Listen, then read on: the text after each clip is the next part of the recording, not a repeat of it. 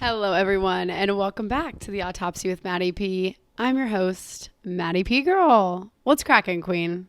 Did you miss me? I missed you. I missed you, darling. What did we talk about last week? Why do I always say what we talked about last week like it fucking matters? It's this week. We're living in the now, girl. Ew, like, what the fuck? Who do I think I am?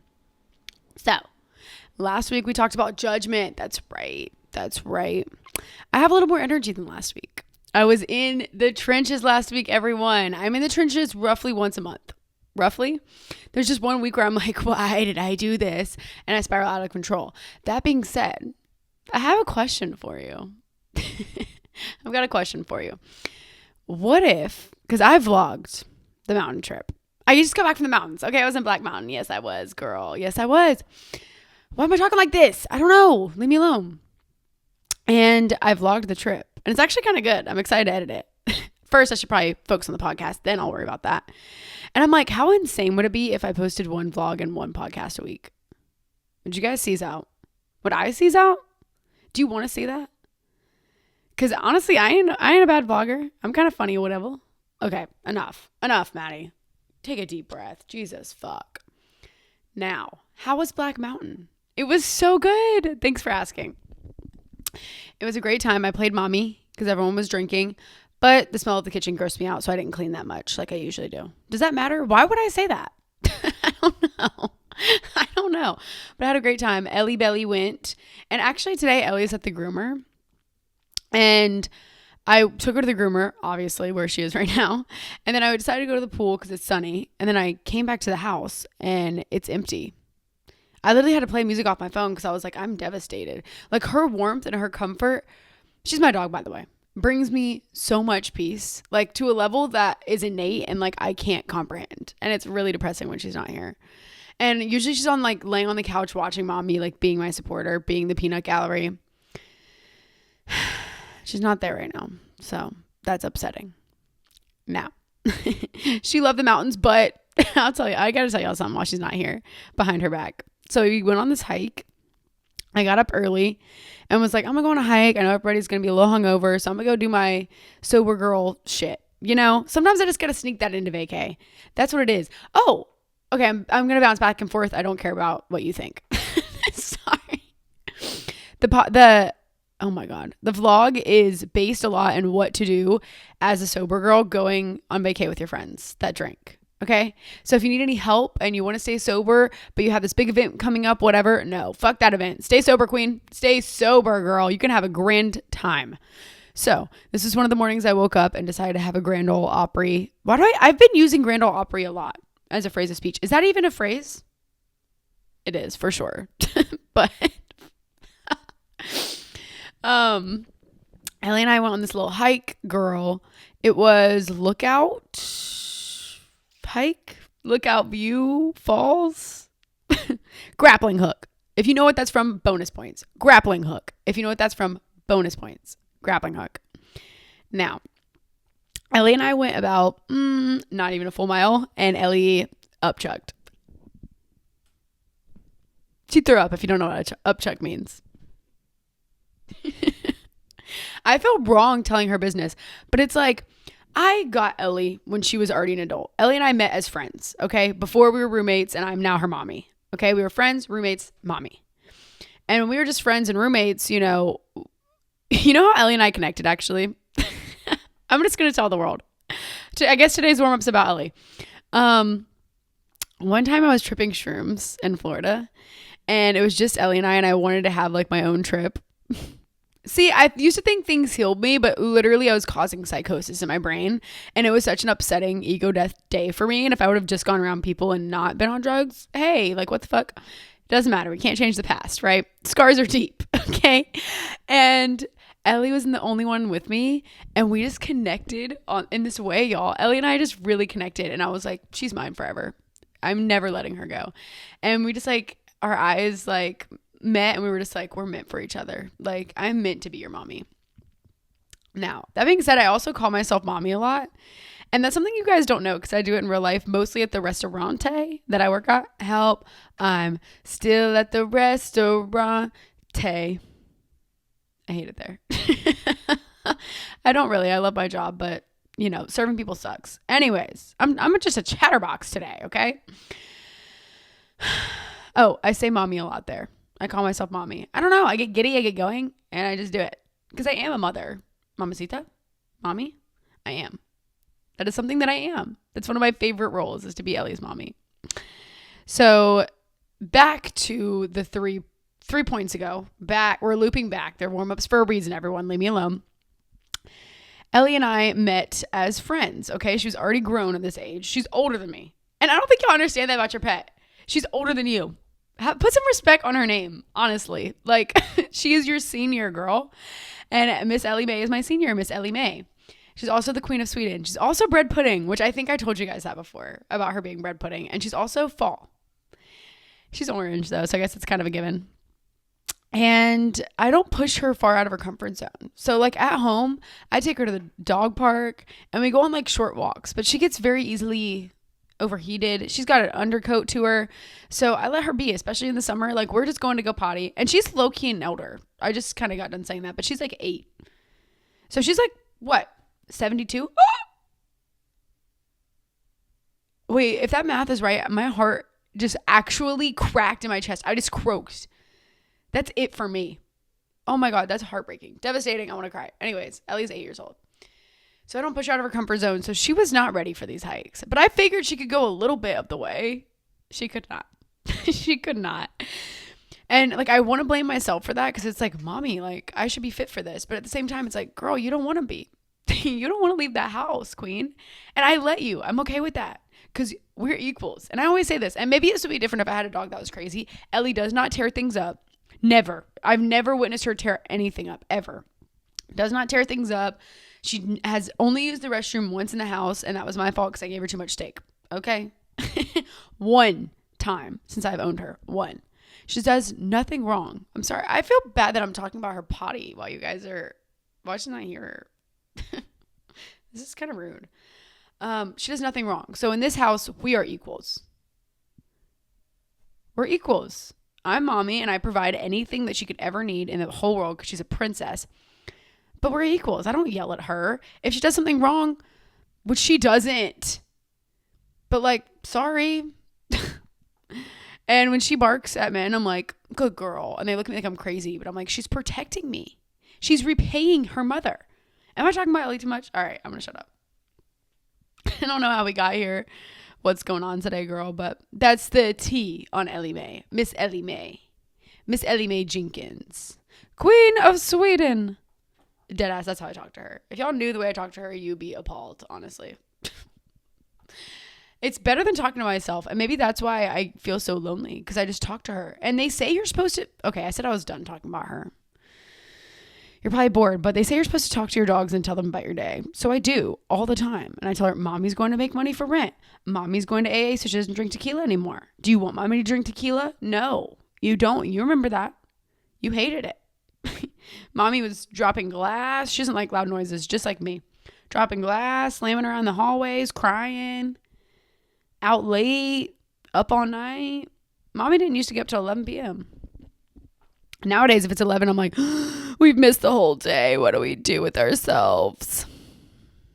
And I was supposed to go see Miss Carmi today, but they slept in, and I can't wait to see her. That was unimportant. Any other warm-ups I need to talk to the chat about?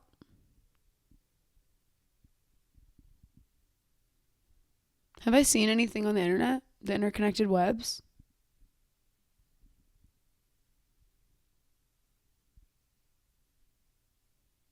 I don't think so.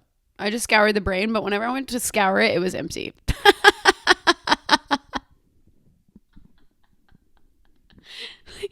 Literally, I was like, what have I been watching? Girl, I have been, and I've talked to y'all about this, I think, last week. I have been on my YouTube grind, queen, on my YouTube fuck ass shit.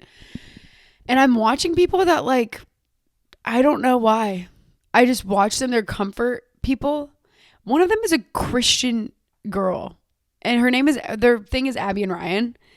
I love watching them. And watching them just, like, gives me something. So I've been watching that shit.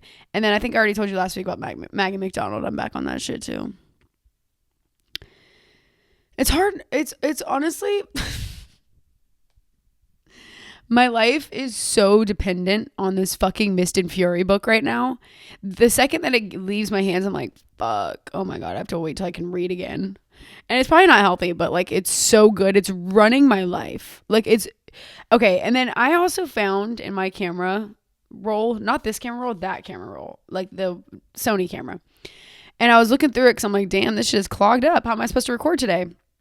Lo and behold, I forgot I filmed a Hunger Games episode after I read all the books and watched all the movies. I need to put that on the internet. I'm so sorry that I've robbed the 0 people that want to see that. But I think I'm going to do the same with The Court of Mist and Fury or Thorns and Roses and all that shit. Another question for you. Do you guys think that they're going to make a movie out of this? I don't know if I want them to, if I don't want them to. There's enough CGI that I think it could be cool, but like, will they do it justice? And I think Dave Franco, or is it James? One of them needs to be Rysant? Who would be fair? I don't know. It doesn't matter. Emma Stone. It doesn't matter. Emma Stone. Anyways, moving on. I clearly don't have any warm-ups this week. I'm wearing a bathing suit. Oh, you guys know when I was little, I wanted to be a meteorologist. I wanted to be everything in this world, mostly a pop star, but I definitely wanted to be a meteorologist at one point. I don't know why. It was just something to me I wanted to do. And then I grew up and realized you have to be up at 4 a.m. That's literally the ass crack of dawn. The butthole of dawn. That's ridiculous. You would never catch me up that early unless I'm headed somewhere on an aeroplane, girl. Okay, I was about to make a really bad joke about the Wright brothers, but it was going to be stupid, so I didn't make it. You're welcome. So Hurricane Erin is coming. Girl, am I doing the same warm-ups as I did last week? Has my life really not changed that much? I literally went on a whole vacation. But here's the issue with that. I wanted like 2 days off work. I wanted a few days to like snuggle up, watch some scary movies with the pals. And it seems as though it's going to skip us. So it's going to be gloomy. I can't go in the sun and I have to work. I can already smell the sun guilt. But on the upside, oh my God, I need an education so bad. Like, honestly, it's getting to a point it's like, fall's almost here, baby girls. Baby girl. Mommy declares it. I'm sorry. I like don't mind being cringy. It's like a form of humor to me that just like is hilarious. I find it so funny. So I'm constantly being absolutely cringy and saying shit that nobody would say just because, okay? I think it's funny. So yeah, spooky season is coming. And I want to watch a movie today with my friend Rob. I don't know what to watch. Anyways, I decorate my home September 1st, not a day before, because I love my summertime too, and I'm not counting her out. But with this hurricane up and at 'em, what is a girl supposed to do? I'm about to start decorating ASAP. So I'm excited. Did you guys smell that?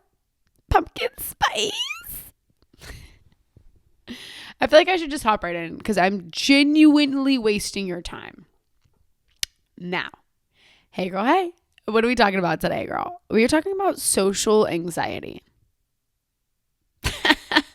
I know what you're thinking. Maddie, you post on the internet once a week, not to mention your TikTok. So how do you have social anxiety? I do, babes. I got it bad. I got the anxiety bad. And we're going to silly, goofy mood type of day, and we're just rocking with it. We're rocking with it.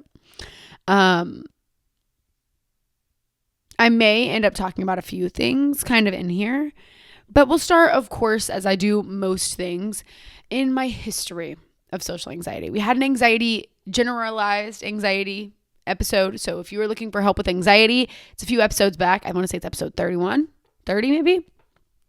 That was a great episode too. But today we're focused on the social aspect because it's really fucking hard. And this is something too that like, I am just now kind of able to articulate. I feel like there's so many problems in us, especially like as alcoholic and addicts, that when we get sober, the problems just like, we can't fix it. We don't understand. We can't articulate it. Like we're not there yet. I feel like it's a spiritual thing where like self can't see self also, but it's a spiritual thing to like these things be brought to the surface after more and more progress is made. And that's because of clarity and grounding, honestly. So I think for me, the social anxiety thing has really risen to the surface for me to kind of decode, not to change who I am, not to shit on myself, but just to decode and unravel some of these chains that are embedded in my fucking childhood. And y'all know, I encourage you, go to your childhood. There are certain things that we don't need to find the root of that just exist. But there are some things that it's important to reflect and look back at the bullshit that happened to you as a child that maybe really hurt you and made you who you are today. And if you can simply fix some of those things, it's so much easier to turn around and recognize things for what they are. So yeah, girl, let's jump right in. Social anxiety for me, at least, takes on in odd forms because since I was a little, I was a performer. If that's not kind of obvious, considering I'm sitting here. I was always that girl in the little dress dancing on stage, choreographing dances, making the dances so our moms would let us have a sleepover. Like that was me, girl. I was on that shit. And so I had no social anxiety when it came to like embarrassment or performance or like being who I was in these ways that like flowed out of me, right? And these are some things that I've been able to recaptivate as an adult that I missed during my addiction because I hid those parts of me and the loud parts of me and camouflage so that people would like me and not make me stop drinking. So growing up, I did not struggle with that as a very, very small kid. Then we get to being, sorry, I haven't burped for you in a while. Then we get to being like 8 to 12, probably years old. I remember there was a comment that somebody made about me, and it was about my weight at the time. I was like a chubbier kind of like young kid. Looking back, I wasn't even like huge, but I was definitely chubbier. And it really like fucked me up. And this is a comment that I'm choosing not to say because the person is closer to my life still. I don't know. They didn't mean any harm by this, so I'm just not going to say what it was. And it really fucked me up, if we're being completely honest. That comment and the way the situation went, to this day, it'll pop up in my head. And I'm like, do you remember that time? Like, and it honestly made me fight for being skinny. Like, it was like a huge part of like certain eating disorders in my life. Like, it just caused me to fight for looking the way that I was supposed to, allegedly. And during that time period where, because of my troubling, ridiculous insecurities, I started really suffering from social anxiety. And I did not have friends. And one day I remember looking up to my sister. We always had like this group of friends, right? They were my sister's friends, but then also our brothers played soccer together or went to high school together. And then I was entangled in it, but I was also a little bit older and we were always hanging out with them. And I love those girls to this day, but it was like, I didn't have my own friends outside of school. And I recognized that one day and I was just like, that's so sad. Like, damn, what am I doing wrong? Like, why don't I have any friends to hang out with? And thus came analyzing, which analyzing is my greatest enemy. I think it's everyone's greatest enemy. Overanalyzing and thinking shit into these ridiculous loops nearly kills me every time. And I think like we get these manifestations when we're young of extreme insecurity comes out in these weird ways because we're juvenile and then our coping is juvenile. I don't know. That's the way I think about it now, and the way I kind of articulate it is my styles of coping and dealing with those things were the way that a child would, and it was not healthy. This was the beginning too of my mutilating thoughts. I've talked to y'all about that during the food noise episode. I had like body mutilation ideals and like different like just really fucked up things at a young age that like people do not go through. And I thought it was normal and I thought this was how things were. And then this was, and I hate to admit this, but this is something that is a huge part of me and that I struggled with in my sobriety, and something that had 90% of my guilt and shame written all over it and caused me to struggle into my sobriety, through my addictions, through my entire life. And that was lying, guys. And I've said that we're going to have an episode on that. We will eventually. I just want to find the right ways to talk about it. But but I was always a really big liar. Growing up, I lied about everything, like for no reason, because I hated who I was. And now looking back, I think that kids that, like, you know, your friend in school that lied about ridiculous shit that's like clearly not true, that was me. So fucking embarrassing to admit right now. Like, but we're here for vulnerability, and I know that there is someone else out there who parts with that, or who doesn't realize that you can talk about those things, and that, you know, taking accountability gives you that leeway to let out your feelings, and taking accountability allows other people to see, you know, it's okay that she did that shit. At least she talks about it. That was my defense mechanism, was lying now about who I was. And I was just like always a loner. I was a little bit weird. I was always a little bit weird and wonky. And, you know, now in my adulthood, that's something that I accept about me. But it was really, really hard in middle school and as a young kid. And I remember in middle school, like, there was definitely some occasions of bullying that happened on my end, like happened to me. And I still remember those too. And I remember the girl very vividly. Her name was Alicia. If you're out there, fuck you. You're a bitch. She was a big boned bitch too. She was a fucking bitch. Sorry. She was literally like 6'4". Or she wasn't that tall. She was like way too tall to be in like the 7th grade. And she was really mean to me. And I really struggled through middle school and elementary school. And I sought to find attention in these weird ways that just like were things that like freaks do. It was just like, you're not seeking attention. Like, I don't know. It was just strange. And like, it's crazy to me because looking back, I think that was very much so rooted in my insecurity. And that was going to be like the greatest battle that I have. And y'all have heard me talk about that versus like my parenting style. Because I think if I was a product of my parents, I've said it before, I would not probably even be sitting here today if I was a product of what they wanted. I was loved and I was understood at home and I wasn't lonely and people checked on me and I didn't voice. I think I learned too from a very young age not to voice like my problems. And I didn't know. I think this is a really sad thing about kids too, is that they don't know that what they're thinking is like, you need to see a doctor, you know, like I'm thinking that this is normal ways of thinking and I don't articulate any of my pains, any of my emotions. It all manifested in me screaming psychotically. And that's how things would happen. I wouldn't talk about what's going on. I would just scream and I would freak out at some point, and that's how it would work. Sorry, this is like a kind of embarrassing. I'm a little bit wiggling in my seat kind of right now by all of this, but I know somebody out there connects with me and understands what it's like to be a freak. And to be proud of that now as an adult is a wonderful thing. And I am so like blessed to be able to have that relationship with my inner child that I look back and she wasn't so left behind. And like, I felt like I lived so many versions of my life that I purposefully moved on from her and left her there because she was weird. And if I'm not going to be weird, I can't take my little girl version with me. And so I think it's a blessing to be at a point where I can see her for her pain too and articulate now that these great insecurities and the way that I felt about myself and my weight and my friends and being weird, like how much that caused a lot in my life. And I feel like this was the beginning, and we're going to get into kind of like some holes in this, but this was the beginning of I felt like there was a dichotomy and there was a split in me of this performer and of this like fun, radiant child and then this like weirdo. And those two things to me couldn't exist in the same universe. And like they can, first of all. And I think it was just really hard for me to accept the other side that others didn't accept too.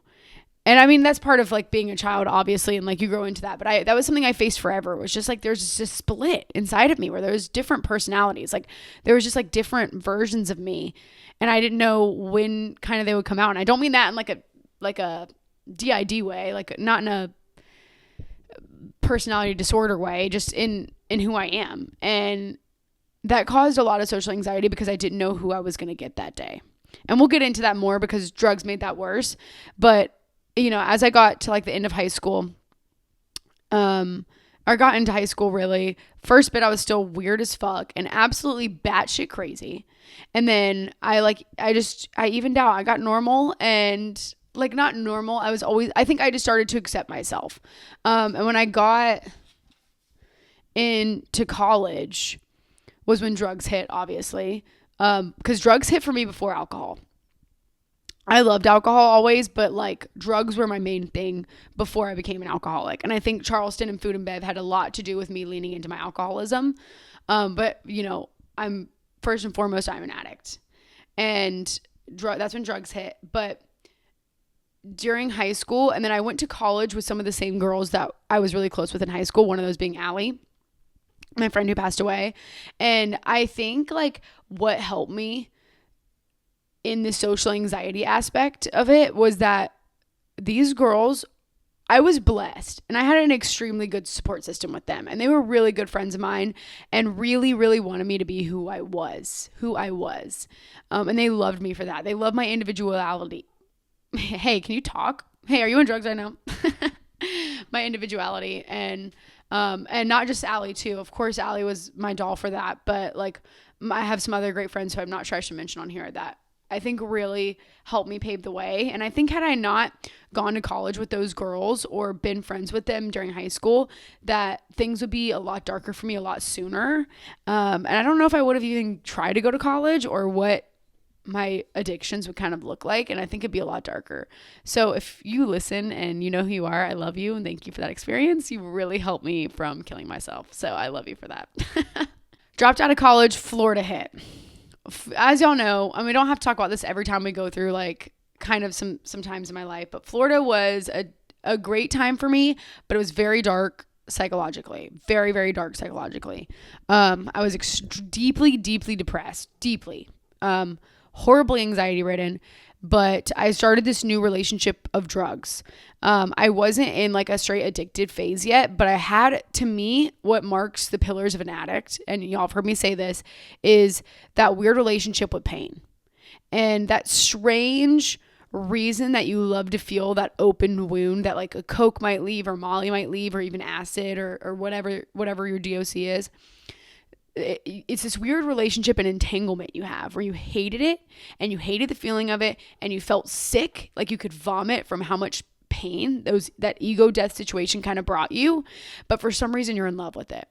And this, a couple of bad trips later, I'm suffering extremely at the hands of social anxiety. We don't have to talk about this part today, but I would then grow to be mute and deal with some psychosis and some really dark things that I felt like I couldn't tell anybody. And I dealt with it alone. I didn't even tell my parents. I didn't tell my sister.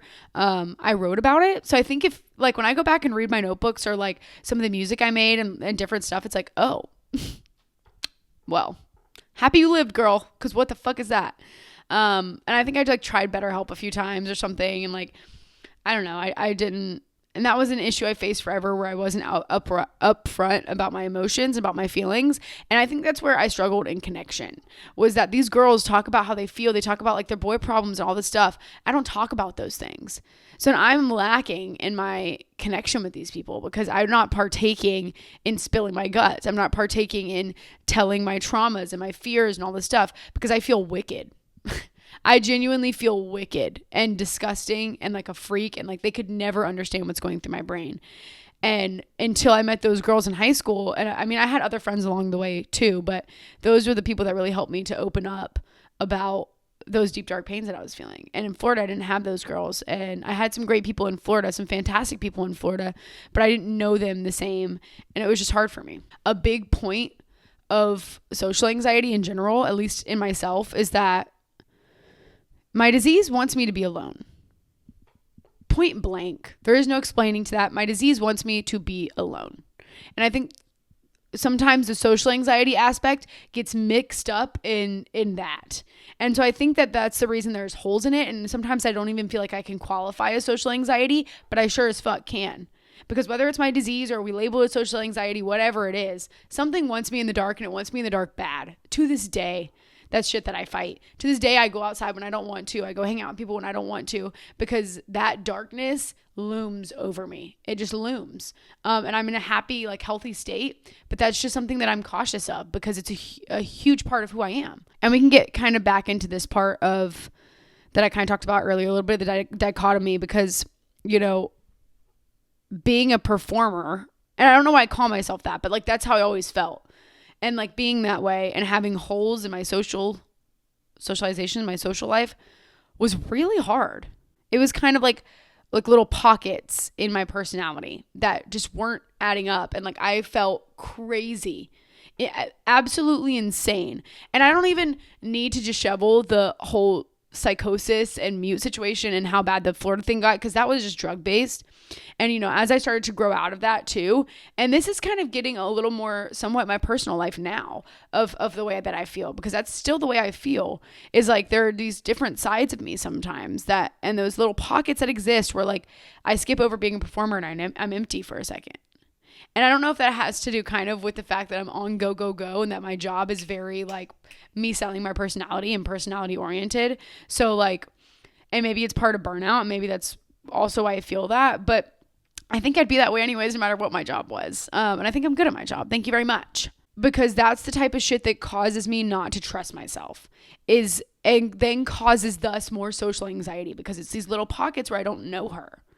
I feel like I don't know her. I know her really well. And I think now, because I'm healed in a lot of ways, I'm kind of scared of her.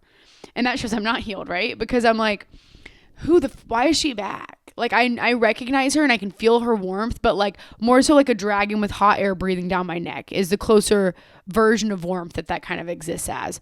But I have to accept her and understand her as she is. And it's this pocket of her where she wants me to just be quiet. And maybe it's because I paint her as the disease aspect too, and I see her in this way of like, are you trying to kill me? like a threat, kind of, more so than just the girl who is quiet and likes to read and likes to be chill and calm down. And that like that split in me, that it caused me to think that I had a personality disorder, which honestly, like, it runs in my family, so I wouldn't be surprised if, you know, there was something wrong with me on that front, kind of. But now, like, I shoot for these very even moods. And we talked about that also in the adulting episode, of these very even moods. I don't want to be confused on what's happening inside. I don't want to be one person and then another person. I don't like instability anymore. Instability, is that the word? I don't know. But I don't like that situation anymore. And so I strive to show up the same and be the same. And that's structure, consistency, and discipline. And then I can dance and be a fairy because I have that discipline and that structure, and I can trust who I'm going to be that day. So that's what allows me to be free. And that's what allows me to dance and be who I am and not suffer at the hands of social anxiety. A big root cause of my social anxiety kind of blossoming too was I was in a really shitty relationship. I was with somebody that like really hurt me. A lot. And that was really, really hard for me. And it caused me to not trust myself too. And it caused me to like hate who I was again. And it took me back to the state of being a child where I wanted to cut my stomach off with a pair of scissors. And it's ridiculous, but that's just the way that humans are. And I don't feel like I sound crazy for that, because so many women know exactly what I'm talking about. And that's why I have so many guards up now when it comes to relationship and when it comes to people, and now I'm learning to like let those guard downs and how to safely let those guards down, how to safely like go about things like that, because it's not cool to still have these scars from this man who fucked me up many years ago. But it caused this social thing in me because of the hating myself aspect that re-rises again. In my addiction too, my social anxiety was on and off. Because a lot of people say they drink in the dark, which I did. I mean, I drank at all hours. So like, yeah, I did. But I also wasn't ashamed of drinking in front of people. I live in Charleston. So the food and bev scene, like, I'm not, those people drink so fucking much.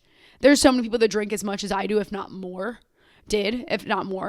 And that, I didn't have to hide it that much. So me being a fucking menace.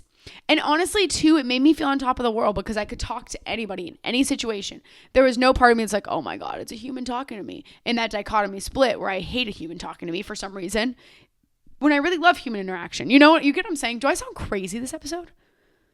I sound absolutely batshit. Not have this anxiety, this crutch. And that's a lot of people's alcoholism and addiction, is this taunting mental health problems, obviously, but like horrible social anxiety or whatever. And that was something that I overcame, and I went right back to my party girl aspect of being in high school and college and in Florida, like always being a party girl. That was my identity. I was a party girl. And like flipping back into that was comforting for me because I could be who I wanted and I didn't have to care until the next morning. And then the pain was enough for me to drink again around the clock. and then putting that responsibility back on this sick fucking girl who's about to wake up and hate herself, and all that responsibility is put on her, she's going to have to go drink again. So I think like social anxiety played a lot of roles, obviously, in my addiction, but that's the dichotomy of being a hermit. And that's kind of what addiction looks like in hiding from the world. And then as I exited and I started to get sober, oh my God, girl, that social anxiety was atrocious. I literally thought like I was empty. It was gut wrenching to me. Like, I didn't think that there was going to be a human in me that people wanted to even speak to.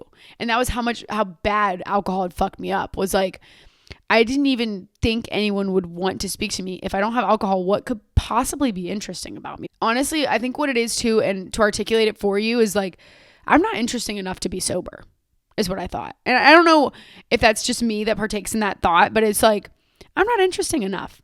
I don't have enough things on the outside. This is what I have. So for me to go and be sober, like what? And that's so funny to see the talons, the absolute talons liquor had into my abdomen, in my head, and then drop me on the floor and let me rumble around. At that time too, life and human interaction just feel utterly impossible. And I want you to not feel alone in that aspect. And when people approach me and ask me about sobriety and ask me about certain things and how I did it or whatever the case is, and that happens sometimes, especially at work, and I tell people to not be afraid of the things that make you weird, and to not be afraid of the really dark thoughts that you have during sobriety, and that thing where you're like, I'm not interesting, and I'm not, like, I can't be anything without this. It's fine that you feel that. That's such a normal feeling. And I wish that I could have told myself that too, that, that's part of my addiction. That's part of my illness. And not only that, but I think anyone who partakes in alcohol to some degree kind of has that. Not everyone, I guess, more on the heavier drinker side, or like middle ground to heavy drinker side, if we're going on a scale there. But a lot of people, I think that how am I going to fit in, and how am I going to do this? And that's when my social anxiety just like climbed. I can remember there were so many occasions. It was so bad for me, y'all. It was gut-wrenching when I first got sober, for being completely honest.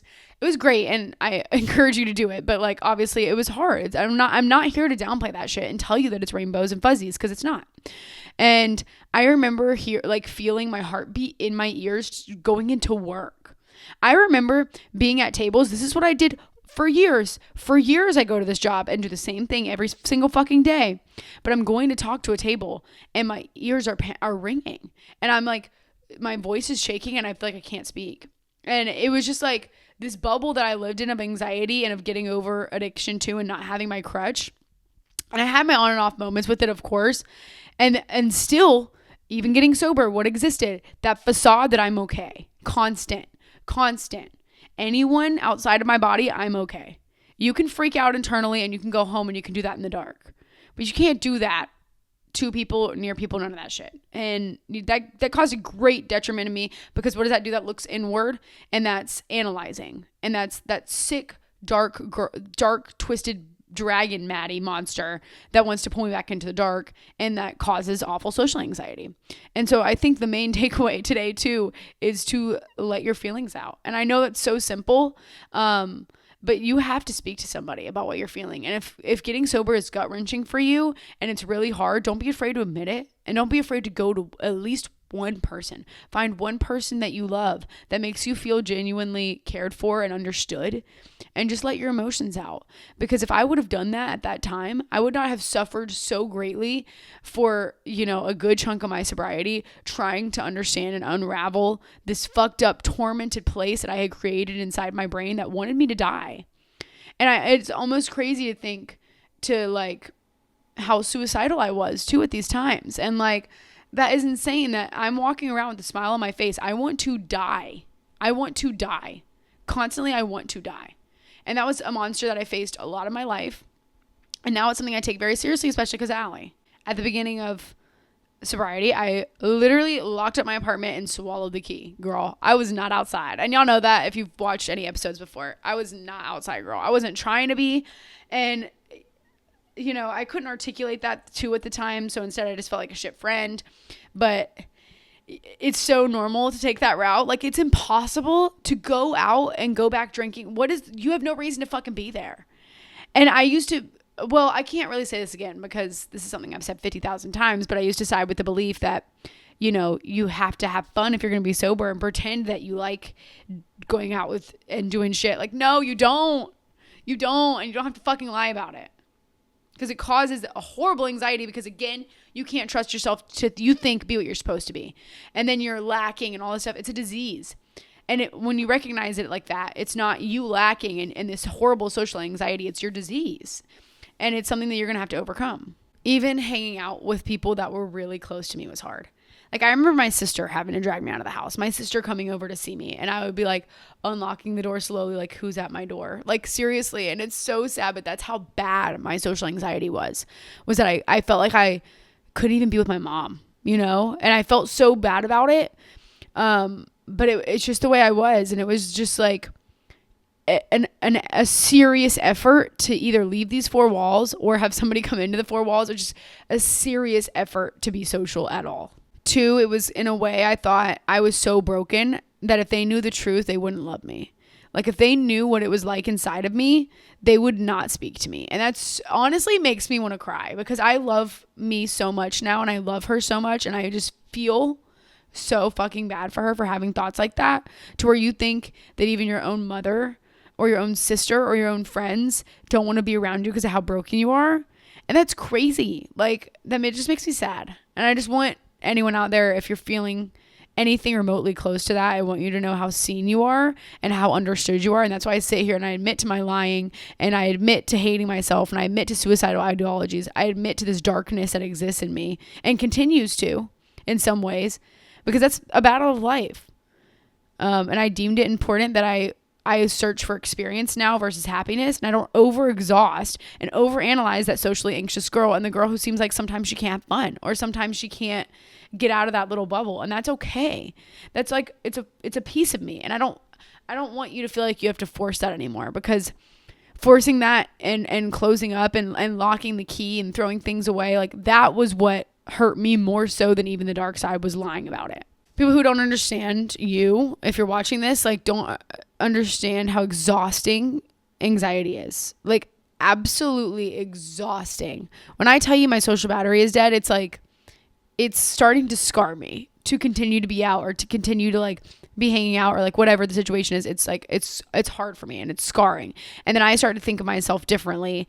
And it's best that, like, I'm so glad now I understand my social cues, because it's not as simple as, like, you need to go home and you're not, and so you're going to be forced to stay out. It's like, no, it causes something in me that I don't like. And, like, it causes this upset and this uproar that, like, didn't need to happen. I could have just gone home, And I think you don't have, in the very beginning, and I don't know if this is bad advice, you don't need to find that balance of forcing yourself to whatever. Just stay the fuck home if that's how it's going to be, because that shit is genuinely painful. And I understand where you're coming from with social anxiety. I get it. It's painful. It's not as easy as everyone else says. That shit is, like, it's about your humanity, and, like, it's really hard to get past that. And I don't know if it's the best advice to say to lock yourself in, because your disease does want you alone.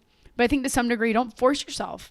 And then I would get stuck in this cycle of performing about sobriety too. And I don't think, like, I loved sobriety. I've always loved sobriety, and I did really love it. And I knew it was the right answer. And I was having finally these thoughts and these feelings and being understood and seen. And so it was always a beautiful thing to me. And I'm not trying to downplay it, but it's obviously fucking hard. And I was performing because, yes, I liked it. And yes, I was enjoying it. And yes, I was healing. But I was still feeling these really intense and dark things that I felt like no one else would have the answer to. So, like, why would I waste my breath? And the point is to get things out, A, and B, that's how we connect with people. Kind of like I spoke about earlier, even as a young kid, I couldn't connect with these people because I'm somehow, some way just bottling everything up so bad to, like, a point that, like, I can't even express. Like, I can't express. And I think that's what a lot of social anxiety people also do, is they're bottle uppers. So, like, very similar in that aspect. And, like, you get stuck in this almost fear-ridden state of anxiety of, like, oh my God, like, so locked up that, like, you can't speak. And then, like, so many thoughts and it's almost none. I sound crazy. I literally sound crazy right now, but I just want you to know that I understand. I think it was also this thing where, like, I have to have the right thing to say in conversation. And, like, these people can't know my faults, but I also really struggled with being seen as weak. And I don't know where that came from. I wasn't raised in a way that, like, I couldn't be weak. I was raised in a way that was encouraged that I am open about my feelings, but I didn't want to be seen as weak. And that was something that I always knew, like, innately. And I don't know, like, in such a fucked up way that it doesn't even make sense. It's not fair. Like, it's so not fair to treat yourself like that. And being seen as weak, I think in some ways instills strength. I think that's in terms of like me sitting here right now and laying out my faults. That's a strength. That shows somebody with strength who's willing to come on the internet and post about all the shit she's been through, even though it's fucking embarrassing and it's hard and it was a gut-wrenching time in my life and I'm reliving these things. But that's where my strength is. My strength isn't bottling that shit up and sitting there and letting it eat me alive. That's not what strength is. And I think we get those versions of it mixed up within ourselves. And I think that was good. And we wiring my brain to let myself understand what strength would look like for me here on out. And strength would look like being open, because that was something that I could never do before. And that was me really pushing. That's what strength was me pushing past these really, really, really rigid, extremely rigid boundaries within myself. And that was when I would learn strength in a very real way. When I started to talk about these things, I learned strength when I put down the bottle. Yeah, I learned a lot of strength when I stepped away from it and I was physically ill. Like, that's a whole different level of strength. I had physical strength. I had all those things. Yeah. But that was my first taste of, oh my God, you're a strong person. And you're going past these bounds that you had set up for yourself for years. We are encased in this cocoon that we have built for ourselves for years and years and years. And when you start to break that mold, that's what strength is.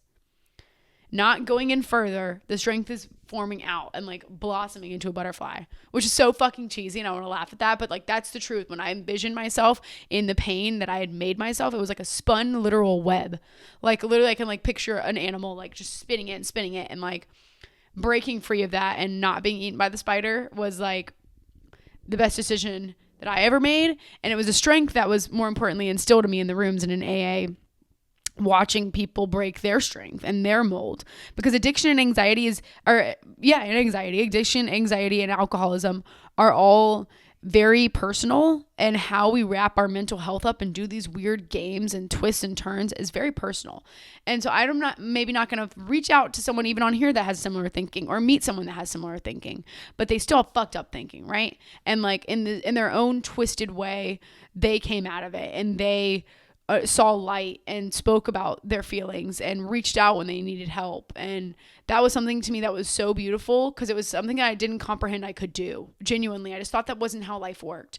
And like, so seeing that like just opened my eyes to like these beautiful women that were able to move forward from that. And I'm like, oh my God, I don't have to be in this weird decrepit space, while I'm also trying to outrun it, like the confusion. And I think it's hard for me to even come on here and talk about it, because it's kind of like the confusion of me even talking about it, and something that you may not understand or something that you may understand and be able to take with you. But the openness and the open mind and the open heart would eventually come to save me from my social anxieties. I will always combat perfection. I think that's something that will always be hard for me, which is crazy, because I am firm against perfection. I think like in a lot of ways, everything is better with like a round edge than a sharp. And I'm a type A person. I'm a very type A person, but perfection, I think, just breeds misery. It is a bad ground to be on. Perfection sucks. And I think that's just something that I will always face. And then for some reason, perfection just keeps me inward and confused and in pain and weak, because that's when I am weak and like vulnerable, and not in a good way, vulnerable in a bad way. I'm going to get into like just a few things that I feel like I did that really helped with that. And today was kind of more so articulating it, because I want to encourage you to articulate that, and to sit down and look at your social anxieties and be like, what is causing this? Because you do have the answers inside of you. And I sound like fucking Avatar right now, but you do have the answers inside of you, like closer than you think. And when you sit down to think it out and talk about it, or go on a walk, or write about it, or do however you do, you'll see the weird lines and you'll start to untangle them. And that's what I think fixing social anxiety looks like, is understanding your personal relationship with yourself and anxiety in general. Because it's just, honestly, I feel like half the time what social anxiety at least was for me too, was like, it was just anxiety taking over in a way that you can't be social.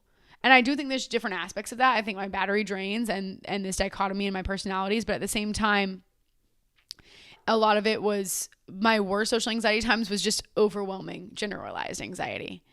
And I don't know. Anyway, so I'm just encouraging you to see your recipe and understand that your strength is you being out loud and you asking for help. That's where your strength is. And I want you to start to see that as differently, because that's what saved my life. And I just don't want you walking around and walking away from this without the understanding that like you are seen and understood first and foremost, and that the way that you're thinking might not be right. And that's okay. But you can sit down and kind of chart it out the way that I did. And this is something that's new to me, learning about my social anxiety and going back to the roots. Because when you think about it, you think about these, and at least for me, I have these same reoccurring memories from when I was a child. And like they just pop up. Sometimes it's in anxious ridden states. Sometimes it's while I'm driving. Just different times things pop up, and that's for a reason. You only remember so many things from your childhood. There's a reason you remember that. It's part of you. It's part of your personality. There's something in you that was caused by that, was sparked by that. And so I think that is the answer a lot of times. So people are like, I can't look back at my, like, what? How do you guys do that? How do you look back at this stuff? You have memories that pop up. Unless I'm crazy and I'm the only person that has that, that's your answer. And dive into those memories. What did that cause you? What were you feeling that day? And it might be hard, but it's so worth it, because then you're like, that memory is reoccurring in me multiple times a month. Like the one I spoke about, multiple times a month. The one that I spoke about earlier in the episode. And I'm like, damn, that's why. And I don't know. So I think laying it out on the table and learning about it has been fun for me, because the main thing too that I took away that has allowed me to blossom into this part of my sobriety and from being more social and stuff after like my first 6 months probably was when I started being social again, maybe even 8, honestly, probably 8, was that like now I just go out weird. Sorry, like I just go as I am, because otherwise I'm going to be locked in my house and playing this sick, fucked up brain game with myself. Now I don't second question it the same. I am who I am. I love my people. I don't have the same social anxiety. Don't get me wrong. My battery dies. And when it dies, sometimes I have that dichotomy split and I get a little nervous and I don't like that. And then I go home. But it's not the same as the beginning of my early sobriety. So if you're in those kind of phases, force yourself to go out. Just go out. And even if you're mute, which is the result oftentimes of anxiety, and I have that as a manifestation of my anxiety, is a mute situation. And that is like, if I go quiet, if I go mute, it's just like, I'm overwhelmed. I'm overstimulated. I'm freaking out internally, even if I can't articulate it, even if I don't feel it until I'm leaving, you know? God, I sound crazy. But forcing yourself to go out, I think, is really important. And it was a big aspect, a really big turning point to just be confident in who I am, to force it. And even when my voice shakes, I stand up. Like I've talked to y'all about that before. And that was a big turning point in loving myself too. In the way that I do now, because it's been a process. And I'm sure I'm on the beginning. I'm sure that I'll find these depths of loving myself that are even greater than this. Yeah, I wrote on here, I have forced it so often, it low-key helps. It's true. It's like exposure. And I work with exposure therapy. Like, not like literally, but like I work well with that. Yeah, and I was seeking unity in a crowd where the unity already exists, but I have to accept myself for who I am. And that's what's missing in the puzzle. The other people aren't missing in the puzzle. I'm missing in the puzzle. Understanding who I am and caring for myself in that way takes me out of the equation and takes me out of unity. And I wrote on here too, I dead ass stare. I don't mind silence. I'm just weird. And I let that shit fly. I don't care. When people say let your freak flag fly, I like side with that so much, because like, just stare at the wall. I don't care. Like awkward situations, like awkward silences, awkward cues and stuff like that. That shit is not what bothers me. Like, I don't know. And maybe that's like growing into my social anxiety and this radical acceptance stuff that I kind of talked to y'all about. Maybe it's partly with that. I had to stop feeding the fucked up inside world, and my life had to be outward. And we talked about last episode, less thinking of you and stuff, but I don't know. I want to be more intimate than that this time, because I think judgment is one thing, but you know, generalized anxiety and these things, like that's something that you may or may not be born with. And it's a lot more difficult than people care to admit or even know about, maybe because they don't partake in that or they don't understand where we're coming from. But like feeding that inside beast, learning how to not do that anymore and how to like combat that and being like, girl, we're not acting like that. Like we're not. And that's when the judgment swirls too. I don't know. Okay. All right. I'm crazy. You know, inevitably I am going to feel a little outcast because I'm not participating in drugs and alcohol. So, you know, inevitably that's going to be a piece of me, and there's nothing I can do about that. And I don't need to change that now. That's not something that I like. you're not going to be the same, and trying to force yourself to fit into the square of who you used to be socially is not going to work for you. It's only going to cause that beast to be fed, and you're just going to go home feeling worse about yourself. So just go into it knowing, like, and I'm kind of talking about this now on a front of with drinking, but I think in general, like, you're trying to fit into these squares and fit into the social conversation, the social environment, but these people are circles. They're not you. And they are not trying to be anything. And I think that's hard when we look at people who are just themselves. And that's a lot of times we are ourselves too, but we just suffer with anxiety. It's harder for us. So these people aren't fitting into circles and squares too. They're just themselves. They're just a shape. They're not trying to fit. And that's like people, once I recognized that people loved me for me genuinely and loved me for being different and having different ideas, and then my weird vulnerability thing where I'm oddly outspoken and I tend to say what people are thinking, but I just say it, or like things like that. When I learned that that's what people like to me and my weird interests, my quirkiness and my, my dislike, whatever it is, that's what freed me and what allowed me to just have conversation and to just sit there and smile with a drink in my hand and stare and like not be weird about it. And I don't know when that started happening, but I think it was just a radical acceptance. And it's important too, and I chose to do this, and it's important to trust friends in this radical way. To trust your friends. I use the word radical so much, but I think a lot of healing is radical, maybe is what it is. But trusting your friends so much that you know they love you. And that's how I feel with my friends. I don't question it. I don't question that they're judging me or thinking of me differently. I trust that they love me. And that's what changed in my life, was trusting that people, who they were. Until I see something else, I trust that. First and foremost, they're an adult, so I trust what they have to say, and that's that they love me and I'm beautiful and I'm great. And I trust that in them. And that really was a big flip that took away my anxiety, and not because I question myself so much. I'm obviously going to question that person. If I'm questioning how I feel about myself, I'm going to question why the fuck would they like me? Are they doing this for a certain reason or whatever the case is? And so I think like learning to trust your friends, and maybe even if you need to spend more time with them alone or whatever that looks like, because I know in my heart, my friends want me with them. I know that. My friends want me to be by their side. My friends want me to hang out with them, and they want me around. And that's beautiful. I do this dance, I think, too, on forcing it and forcing myself. I might have said this earlier, but if I didn't, the dance of forcing myself to go out, but also looking for signs that like I'm not just being dramatic. Like she's not just being dramatic. Her battery's actually dying and she's starting to feel a certain way. And I think that line is like, and I talked about the balance of life yesterday, and I think we graduate at some point into understanding these like balances. And that's hard because we're like, well, aren't we supposed to do this? Aren't we supposed to do that? And it's like, no, you have to make yourself, but at the same time, you have to listen to yourself, which sucks. And I feel like that takes a lot of healing to get to those places.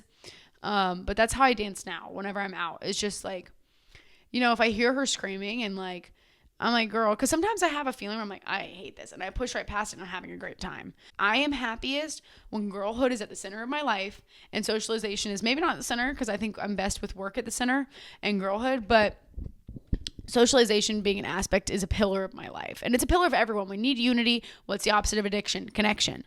And that's something that we fight for. That's not something that we need that. We fight for that. We go look for that. There is someone somewhere that understands you, whether it's in the rooms, whether it's a friend, whether it's a boyfriend, whoever the fuck it is to you.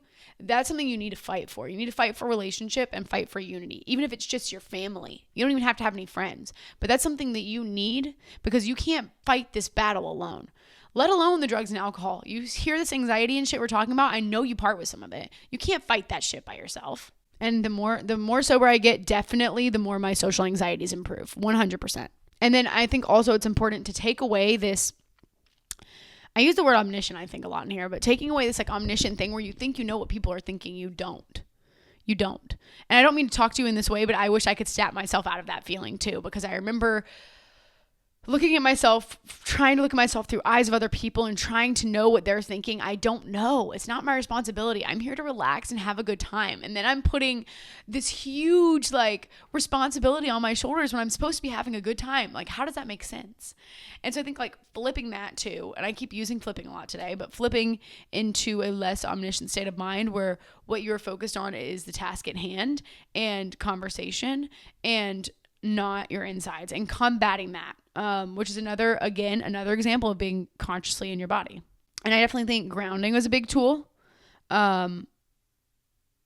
before I go out, or even if I'm there and I feel stuck. So like whether it's meditation or opening my third eye or just grounding and taking some deep breaths for a moment, to remember that I am my own universe. I am abundant and I attract, and I am great just the way I am. I am loved just the way I am, and I am seen just the way I am. And I need sometimes that as a constant reminder that I am seen and understood, because that was something that caused my addiction and was always hard for me, and I still struggle with if I have social anxiety, is this feeling of being understood in this weird outcast situation that I now see as beauty, and I see as grace, as dignity, because I carry myself in a way that I won't change her, and I do it gracefully. Social anxiety was an illness in my soul. It's an illness. It's not to be taken lightly, and you're not wrong for it. It's a disease within my soul. It's an ache of the soul. The eternal ache is what I feel, what I felt. And then from there, drugs had then caused my brain wires to cross, and I was deeply affected by drugs in a cognitive thing, a physical thing. I was very deeply, deeply affected by drugs. It messed up who I am, who I was. And I think now I get to grow into that, but it fucked me up. Like, sorry. And it was a really, really, really scary place to be. And I just want to encourage you that, to help you get a grip on your anxiety, and that you aren't alone in that aspect. And it's like sad to be left like, and this isn't just from drugs. People understand this from anxiety. Like, it's sad to be left like as an empty, sad, dark soul when you were once a vivacious kid. And this is really sad, but I remember too, this is the last thing I'll say because I need to get on. One of my greatest heartbreaks forever will be growing up. I talk about that in the Innocence episode, and I don't think enough people saw that. So if you are somebody that partakes in memories and of growing up and that being something really painful for you, it's in the Pink Bubbles Popping and Losing Innocence episode. But I remember in my active addiction, I would have these pictures of myself, and I still have one of the books of when I was a child, like a baby, especially with my mom, and just bawl my fucking eyes out. I was so empty, and I would never get her back is what it felt like. And that was, oh my God, gut-wrenching. Even thinking about it sometimes makes me want to cry, because it was one of the most gut-wrenching things I experienced, was that pain of losing me as a child, and of being empty from anxiety, from drugs, from alcohol, from everything, but especially of mental health. More than anything, it was me losing myself to mental health, and psychosis played a big role in that. Drugs and alcohol played a really, really, really big role in that. But that's a heartbreak that, like, I hope that you either aren't going through, don't know what I'm talking about, or you're able to heal, because it is possible. Because I remember just bawling my eyes out for hours on end, just staring at these pictures. And it was so sad. It was like literally like a hobby of mine, because I was so depressed in my addictions. And I was just so sad, and I just didn't want to be here so bad, but I could never leave these people that granted me this amazing life. And like, I don't know, we can talk about it in those deeper ways at some point too, if you want to. I just wanted to put this out there and see how many people side with this, how many people maybe need help with this. And, again, I want you to know that you are seen and understood, and I love you, and have a good week. Bye.